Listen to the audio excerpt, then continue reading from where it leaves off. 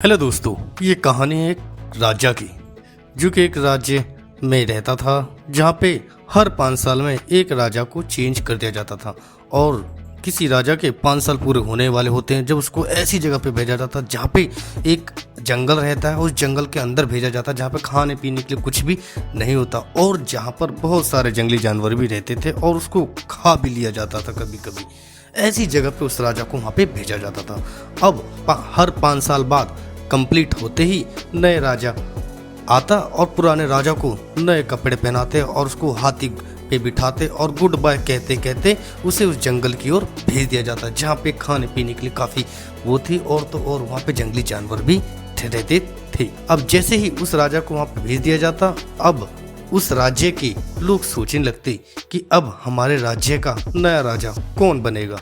तब उनको पता चलता है कि हमारे राज्य में एक बंदा ऐसा है जो बहुत ही होशियार है और हमारे राज्य का राजा बनने योग्य है। जैसे ही राज्य के सभी लोग उसके पास चले जाते हैं और उस बंदे को रिक्वेस्ट करते हैं कि क्या आप हमारे राज्य का राजा बनोगे, तो वह बंदा मना कर देता है। क्यों? क्योंकि उसको सारी बात बताई जाती है और जब भी हमारे राज्य में किसी राजा को 5 साल पूरे हो जाते हैं तो उस राजा को ऐसी जगह पर भेज दिया जाता है जहां पर उस राजा को जानवर ही खा लेते हैं, वहां पर जीवन है ही नहीं।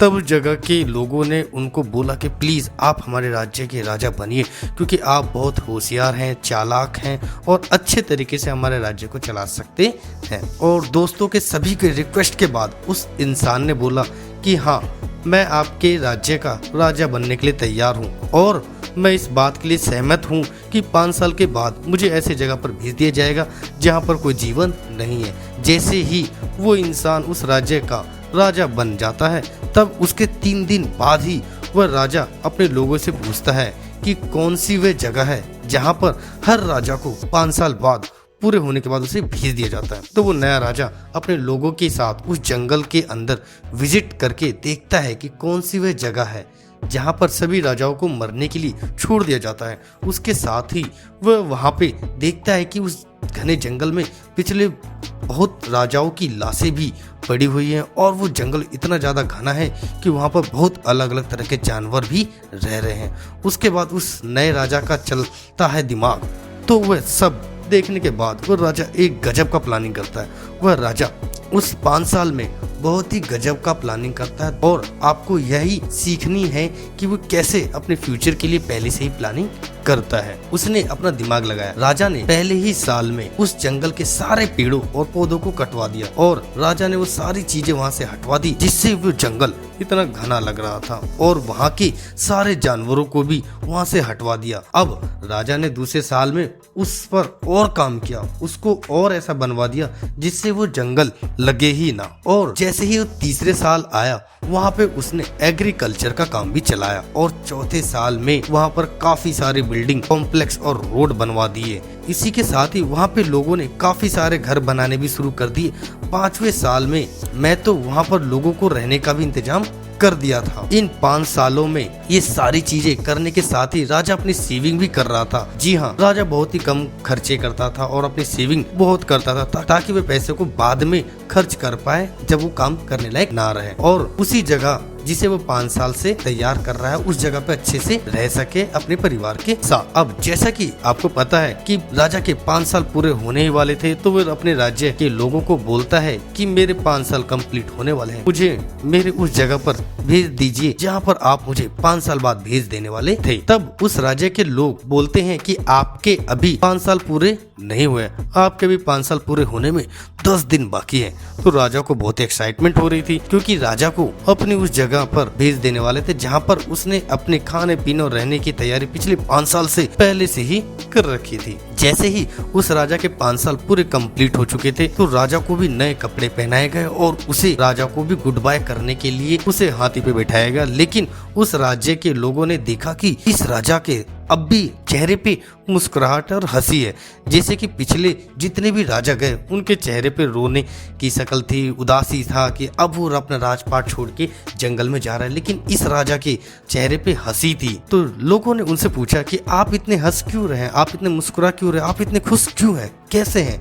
तब राजा ने सबको बताया कि जब आप दुनिया में आते हैं, यानी कि जब आपका जन्म होता है तो पूरी दुनिया हंसती है और आप रोते हैं, लेकिन कुछ ऐसा करके जाओ कि पूरी दुनिया रोए और आप हंसते हुए जाओ। जी हाँ, इस लाइन को आपने बहुत बार सुना होगा। ठीक उसी तरह उस राजा ने भी ऐसा ही करा। उसने अपनी जिंदगी को ऐसी बना ली थी कि वह हंसता हुआ उस जगह पर जा रहा था। उसके बाद राजा बोलता है कि इससे पहले जितने भी राजा आए थे वो उस 5 साल में राज करने में, मजे करने में और ऐशो आराम की लाइफ जीने में इतने खो चुके थे कि वह भूल ही जाते थे कि उसके 5 साल बाद एक ऐसी जगह पे भेज दिया जाएगा जहाँ पर उसको मरना पड़ेगा। लेकिन उस राजा ने इस 5 साल में उस जगह को ठीक कर लिया और उसे पता था कि 5 साल बाद उसे कहाँ भेजा जाएगा, इसलिए उसने उस जगह पे काम किया और उसके पास जो भी टाइम था, जो भी समय था, उसने उस टाइम को गवाया नहीं। उसने पूरा समय, पूरी मेहनत उस जगह को सुधारने में लगा दी। जी हाँ, जब वो राजा वहाँ से जाता तो खुश होते हुए जाता और अपनी सारी सेविंग को भी अपने साथ ले जाता जो उसने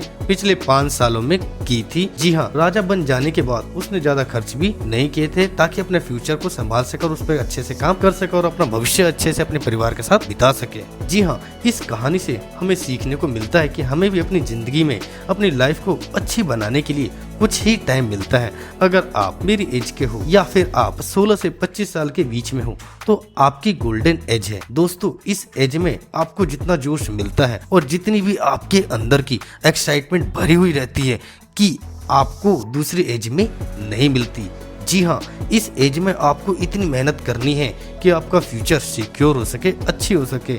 क्योंकि अगर आप इस एज में सिर्फ मजे करते रहोगे और एंजॉय करते रहोगे और पबजी जैसे गेम्स को या फिर कोई गेम्स खेलते रहोगे तो बाकी राजाओं की तरह आपको भी ऐसी जंगल में जाना होगा, यानी कि ऐसी गरीबी में जीना पड़ेगा जहाँ पर आपको जानवर खा जाएंगे, यानी कि आपकी गरीबी आपको खा जाएगी। जी हाँ, अगर आप उस राजा की तरह चतुर हो, स्मार्ट हो, आप भी अपने फ्यूचर की प्लानिंग करें और उस पर काम करते रहें और आने वाले समय में अपनी पूरी जिंदगी अच्छी तरह से निकाल सकते हो। बिल्कुल उस राजा की तरह जिसने अपने लिए जंगल को पूरी तरह कटवा कर उस जंगल के बजाय एक बढ़िया सा किंगडम बना दिया था और एक पूरा अलग सा राज्य बनवाया था। क्या आप अपनी जिंदगी का राज्य बना रहे हो या फिर अपने जिंदगी के राज्य को सिर्फ जंगल ही जंगल बनाकर रख रहे हो? अगर आपको ये कहानी अच्छी लगी हो तो अपने सच्चे दोस्तों के साथ इसे जरूर शेयर करें और चैनल पे पहली बार है तो प्लीज चैनल को सब्सक्राइब करके नोटिफिकेशन बेल को हिट जरूर करें, जिससे कि ऐसी मोटिवेशनल स्टोरी कंटेंट आप तक टाइम टू टाइम मिलती रहे, जिससे कि आपके अंदर भी वो चिंगारी जलती रहे। और अपना कीमती समय देने के लिए तहे दिल से शुक्रिया।